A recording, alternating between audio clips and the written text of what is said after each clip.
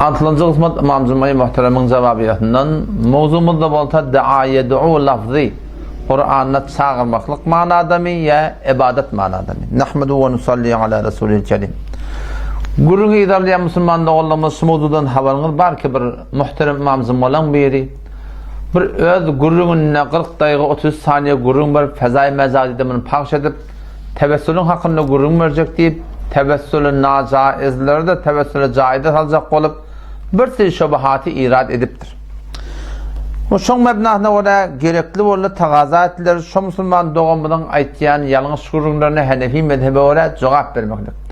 El cümle şu gurrun içinde 34. daýyga 44. saniýetinde şu Hudaýyň Müslüman, Hudaýyň benneti Müslüman doğumyz iddia edipdir ki badiler badi baytya ki ve ayet Kur'an ma 5. ayet 6. ayet Sure-i Ahkaf'tan ve men adallu mimmen yed'u min dunillah diyen ayete dayanıp diye badiler ba mana berýärler kim gomrahraktır ol bir adamdan ki Hudaýdan gaýry çağırýar dip diye tahtul lafzi tercüme edip diye kätinni allaýar diye belki allamakda neti ýok bolsaň diye şöyle agida şu diýip aýtdy.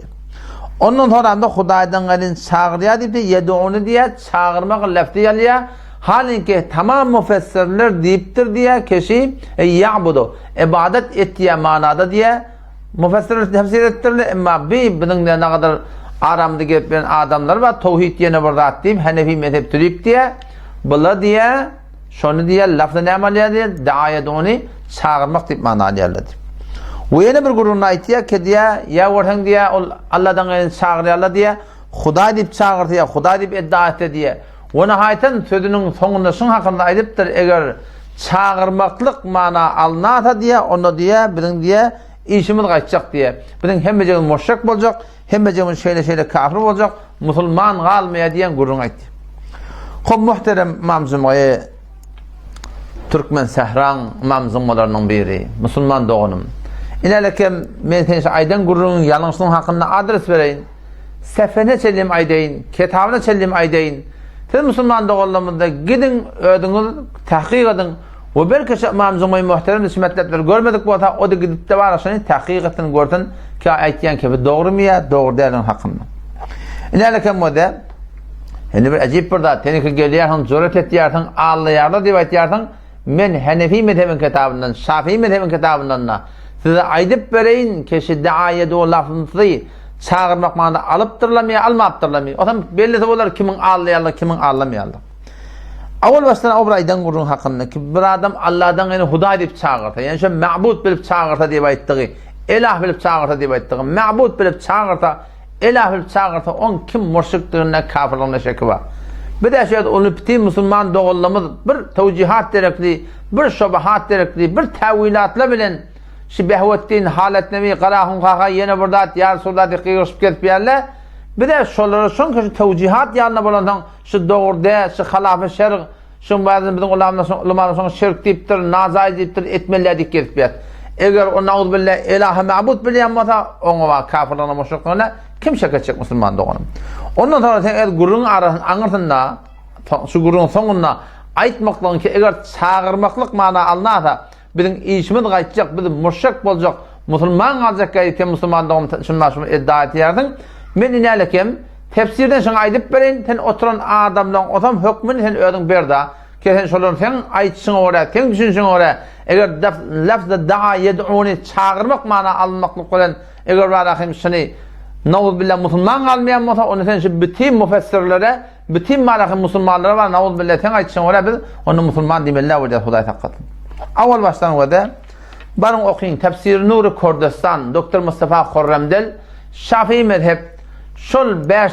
6. ayeti yankı Sure-i Ahkaf 26. paran başçagadır şonu tercüme edenle sırahatın aytiya vada çekesi gomrahter kesiyet ki afradi da beferiyat bekhanet ve men adallu mimme yed'uni neme çağırmaklık manalıdır açıklamanlar diye beferiyat bekhanet ibadet kınet deyiptir. Peton netense aytyan gurun ki tamam müfessirler şey deyiptir deyip aytmakla Müslüman doğun bunun set bir yanlış gurun. Onun haramda yine de şol diyen ki tefsir Nur Kurdistan bardan okuyun 13. ayet 14. ayet Sure-i Fatır'da Allah tebarek ve teala sözlerden Allah'dan gelin çağıryan adamlar var. İsa aleyhisselam, Ozer aleyhisselam, şoňa meş adamlar çağırýarlar. Şoňda hakyny aýdypdyr. Wallazina ted'un min dunihi ma yemlikuna min qitmir ayeti. Şonu tercüme eden näme diýär? Ve bejudu kesani be feryat mi hanit ve peresteş mi kunit diýär. Çağırmaklıkda mana alypdyr. Perestiş şoňa barak mana berýär.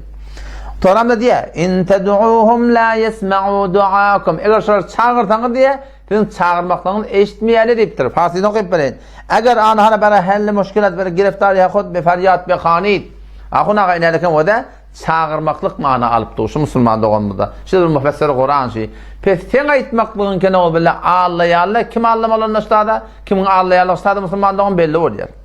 İkincide barın oky musulman dogalym. Tefsir-i Kabuli 6-njy jildinde 2-nji sepetinde Sure Ahqaf 5-nji 6-njy ayetde şu vellezine yanku ve men adalla mimmen yed'u min dunillah bardan okuyun.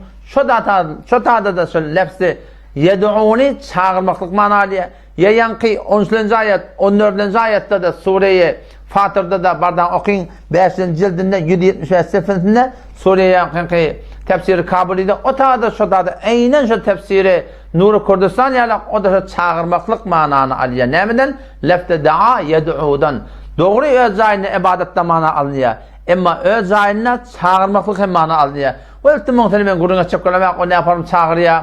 Näme etben çağırýar? Ilah bilýär, mabud bilýär. Oň tene nagada bir judaýgany bir bahs açmaklyk gerek ki oň zaýy bu taada wagt ijab etmeýär musulman dogan.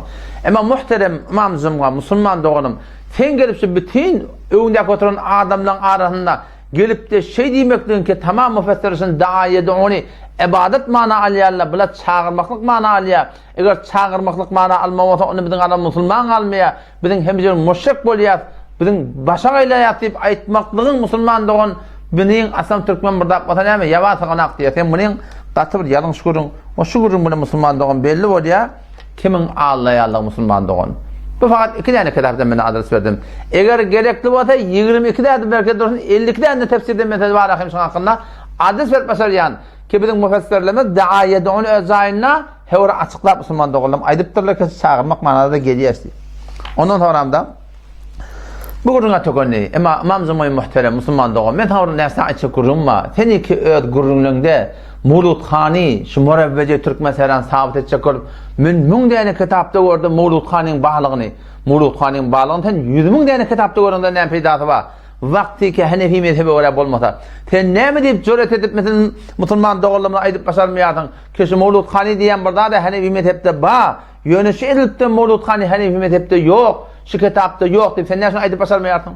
Ya inalekem sen şu jelese Mevlut Khanyň sen iddia edipdiň. Mevlut Khanyň hakyny her kim oturuşmaklyga teýýar diýenle bizde hoş bolup bar sen adam berdik. Sen o baran adam yüzünden atılıp molon ýanyna barýan, olon ýanyna barmalle, ola beýledir, bola şey diýsen ýüreň ýalyp barýar. Ahunaga teneger wagan deliliň mawata, hujjatyň mawata. Teniki oly bitin türkmen sarada imam zımma diýip tanylýarsyň, milletiň atyny gurulmaýarsyň. Sen näme diýip gel oturuşmakda çekilýär musulman dogan. Şu jengeli kortgoda men sen oňa şahsan peşnap berdim da teniki deliliň ma imam Rabbani beýipdir, falany şey diýipdir diýip aýtýarsyň. Gene oturuşak bolaýly baýdanda sen näme diýip barak musulman dogan şoňa hakynda gewreňi çekýär musulman dogan. Oňa taýdan belli bolýar musulman dogan açyk gurun aýdym wada. Şiňe meňreş adamlar biziň aramyzda penja türkmen sahara. Şiňe meňreş adamlar ak ýol şuary bilen, Bukhara ýoluň şuary bilen, Qadim ýoluň şuary bilen marahim inçemedatlary şeriatda defelep harama barahim halal ýalyk äminlip dogatyp barahim şuforbarny gelip beren adamlar şular. Ular bütün türkmen saharada näme? Muň hakynda näme diýeceğim bilmän Hudaý haqqatyn marahim şuna güne şikayet berdir. Wagan bir gen galmadat. Peygamber Hudaý aleyhisselamyň mukabylyna İslamyny nabud etjek bolup in hem harslar borsar edilýär şoň kun. Piýasaň öz wagtynda meşhuada şeldin. Oşolar Kur'an olar diýip telefon wagt birçe däne sura getiren inna atayna kelkoter ýalyk. Ola getirebilmäni in hem rahmetler çekýärler. Biz de sizden tagazamyz şu. Siz ki in hem deliliňiz bar, burhanyňyz bar, fazai mezazide, fazai haqiqide, toyda ýaty in hem çekýär berdiňiz. Deliliňiz bar bolsa siz gelin otursun, açysyn da musulman dogan. Şunu işi borum tebligat edip şu suratynda bir uly bitin türkmen saran marahim bir am adamy dogana gydaýmaklyga näme ehtiýaç bar musulman dogan. Wagan deliliňiz barmy? Gelin oturşaýlyk, açyşaýlyk musulman dogan. Allah temizden tawfik bersin. Vesselamu aleykum ve rahmetullahi ve berekatuhu.